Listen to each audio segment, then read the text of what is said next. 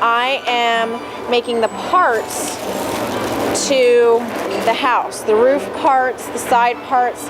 It's going to be one view of the Nittany Lion Inn.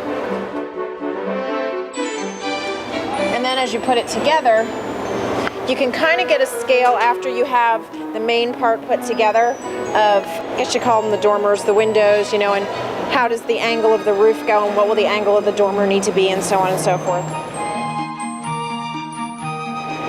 It takes a few hours, maybe 3-4 hours to roll out the pieces on one day, then to actually put it together and decorate it on another day probably takes another 5 to 6 hours. But it really just depends on some of the detail of it. Sometimes it could take a little longer, but on average that's about how long it takes.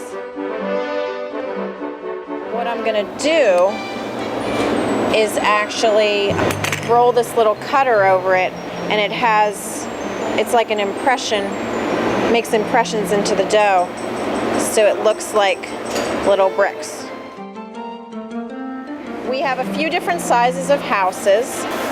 This year so far we made what we consider a small house, which is on a 16 by 20 board. And then we made 5 large houses, which are about triple the size of the small houses, and 2 extra large houses, which are probably triple the size of the large house. Ranges probably between 15 and 20 of the small ones, and just depending on other things, it could be, you know, 8 to 10 of the large houses.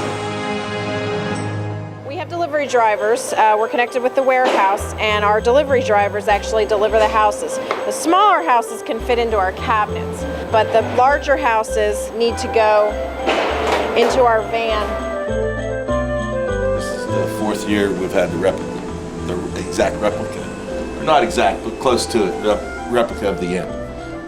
We've also had the smaller ones we purchased to put on our other buffets, holiday buffets that we have. Guests love it.